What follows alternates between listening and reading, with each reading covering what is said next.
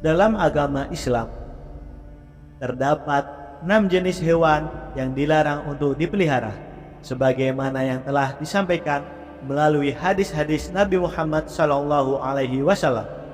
Apa sajakah itu? Simak videonya hingga akhir.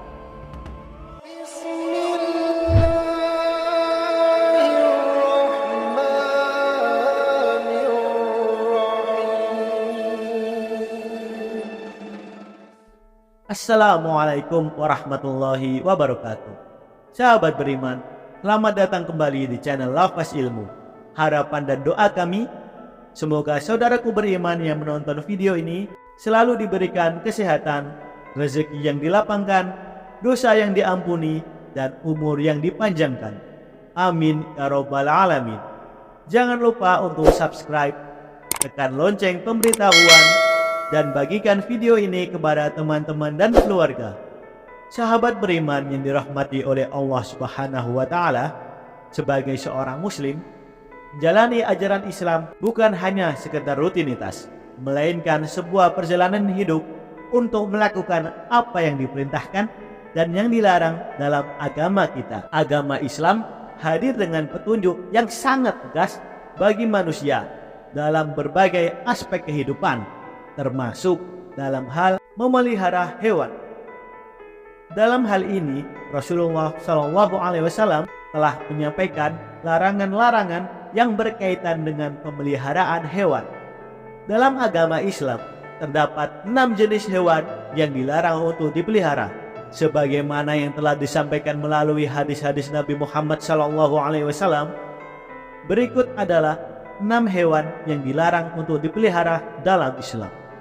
Sebelum kita lanjutkan, kalau sahabat belum subscribe, silakan tekan tombol subscribe terlebih dahulu dan tulis doa terbaik sahabat di kolom komentar agar kita bisa aminkan bersama-sama. Yang pertama adalah ular. Rasulullah SAW menyampaikan kepada umatnya untuk membunuh ular jika bertemu dengannya, bukan untuk dipelihara. Hal ini didasarkan pada salah satu hadis dari Abu Hurairah radhiyallahu anhu. Ia berkata, Rasulullah SAW bersabda, bunuhlah 2 binatang hitam dalam sholat, yaitu ular dan kalajengking. Hadis riwayat Abu Dawud. Perintah untuk membunuh ular ini sebenarnya dimaksudkan ketika ular tersebut mengancam bagi kita. Di luar situasi itu, tidak dianjurkan untuk membunuh atau bahkan membunuh ular.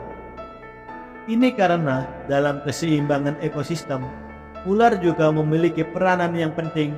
Ular adalah bagian dari rantai makanan dan memiliki peran dalam mengendalikan populasi hewan yang dianggap hama seperti tikus. Yang kedua adalah anjing. Salah satu hewan yang diharamkan untuk dipelihara dalam Islam adalah anjing. Hal ini disebabkan oleh keyakinan bahwa air liur anjing dianggap najis. Bahkan dalam salah satu dalil yang mengatakan siapapun yang memelihara anjing, maka pahalanya akan dikurangi 1 qirot setiap hari. 1 qirot yang dimaksud adalah pahalanya berkurang sebesar gunung Uhud. Sebagaimana dalam hadis yang diriwayatkan oleh Abu Hurairah radhiyallahu anhu. Ia berkata, Rasulullah SAW bersabda, barang siapa yang memelihara anjing, kecuali anjing untuk menjaga ternak, berburu, dan bercocok tanam, maka pahalanya akan berkurang setiap 1 hari sebanyak 1 qirot. Hadis riwayat Muslim dan Abu Dawud.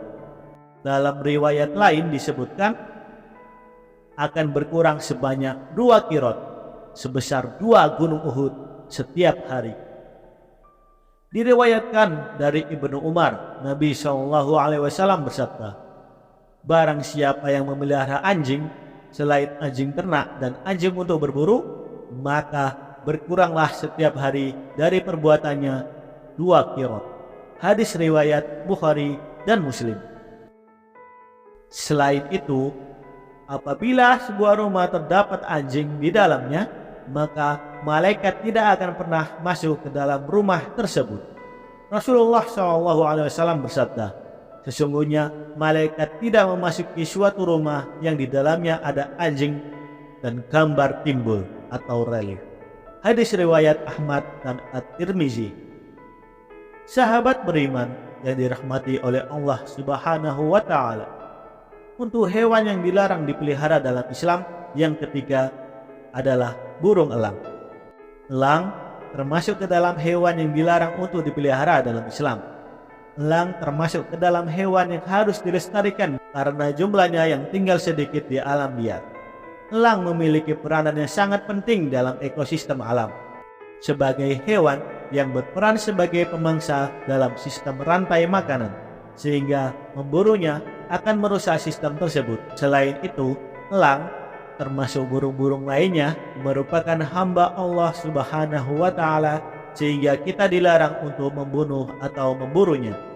Hal ini sejalan dengan firman Allah Subhanahu wa taala yang tertera dalam surat Al-An'am ayat 38. Dan tidak ada seekor binatang pun yang ada di bumi dan burung-burung yang terbang dengan kedua sayapnya, melainkan semuanya merupakan umat-umat juga seperti kamu.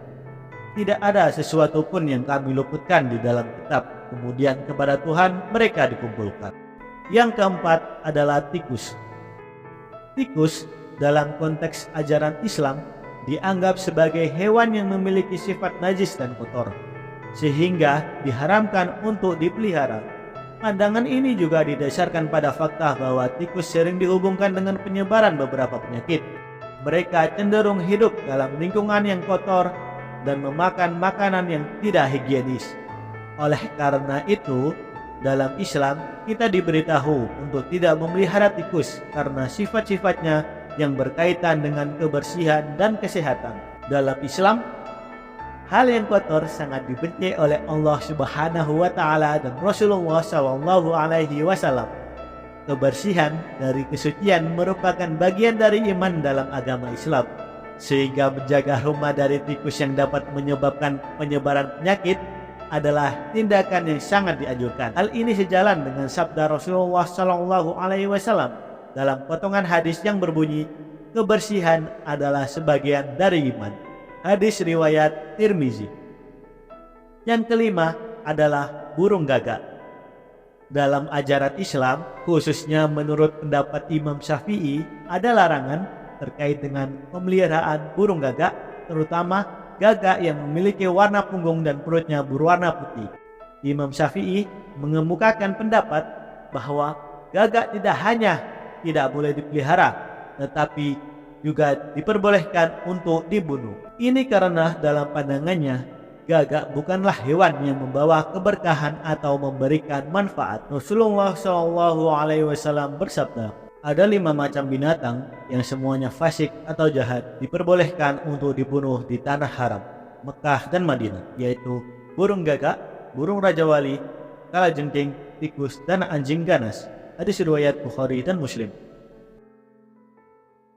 Yang keenam adalah cicak. Walaupun cicak sering terlihat berkeliaran di sekitar rumah, dalam ajaran Islam kita dilarang untuk memeliharanya.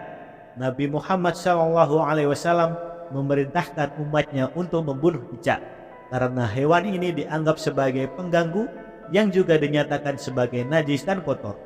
Bahkan dalam beberapa riwayat, membunuh cicak akan mendapatkan pahala. Pandangan ini menggarisbawahi pentingnya menjaga kebersihan dan ketertiban di dalam rumah. Dan dalam pandangan Islam, tindakan membunuh cicak dipandang sebagai langkah untuk menjaga kebersihan serta kesehatan lingkungan rumah. Hal ini didasarkan pada hadis yang bersumber dari Abu Hurairah radhiyallahu anhu. Rasulullah SAW bersabda, siapa saja yang membunuh cicak dengan sekali pukulan, maka ia mendapat pahala sekian. Siapa saja yang membunuhnya dengan kedua kali pukulan, maka ia mendapat pahala sekian kurang dari yang pertama. Hadis riwayat Muslim. Itulah 6 hewan yang dilarang dipelihara dalam agama Islam. Terdapat hal yang perlu diperjelas. Meskipun beberapa hewan dilarang pelihara, namun tidak semuanya harus dimusnahkan atau dibunuh. Terdapat hewan-hewan tertentu yang harus dijaga dan dilestarikan. Selain sebagai upaya menjaga keseimbangan ekosistem yang penting, hewan-hewan ini juga mencerminkan sifat dan cinta kasih terhadap sesama makhluk Allah Subhanahu wa Ta'ala. Jika Anda merasa terinspirasi atau mendapatkan wawasan baru dari video ini, jangan ragu untuk like, subscribe, dan berikan komentar di bawah. Sampai jumpa di video berikutnya. Selamat berbagi kebaikan dan selalu menjalani hidup dengan penuh makna. Wassalamualaikum warahmatullahi wabarakatuh.